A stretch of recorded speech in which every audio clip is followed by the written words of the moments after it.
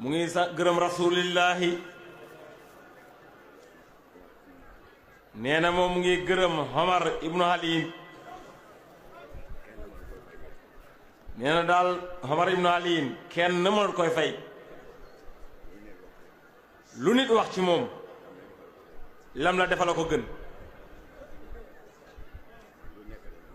nee na moom Omar wax na ko lu nekk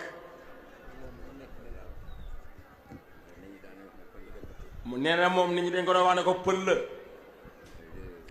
déedéet ñenn ñi ne ko déedéet xanaa sëñ Abdou Salaam Bambara la ñi ne déedéet sëñ Abdou Salaam Saraxule la sëñ Omar Ndaw ne ko demal sëñ Abdou nga nekk jullit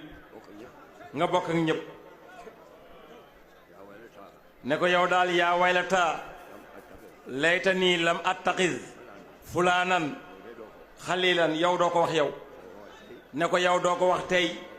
doo ko wax ëllëg ne ko léegi mu ne fi mu nekk nii moom ñëpp la bokkat fu mu dem rek xam na fa mbooloo lépp rek Omar rek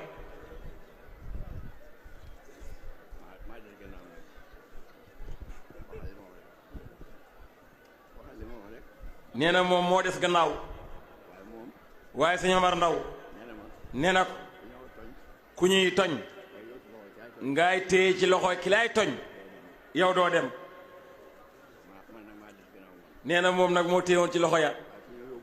waaye fu ñuy yóbbu nit nee na ko borom daaru yóbbu na ko fa nee na ku ko gën a xam borom daaru mooy xanaa ki ko gën a liggéeyal rek waaye lim xam moom te mu wér ko mooy borom daaru yeesut kenn ndax déggal wa nisbatu xadmin fii wilaayati fardina xoolal fardina nee na xanaa moom daf ci boole boppam ca la bokk déglul wa ruuxuhu te talaqaa fayda saadatihim min ruuxi yaasina kan moo xam loolu ñu koy xamle ci këyit nee na sëñ Omar Ndaw daal mënta wax ci moom dara moom nee na moom li mu bëgg daal na ko sëriñ bi ñaanal mu ñibbi rek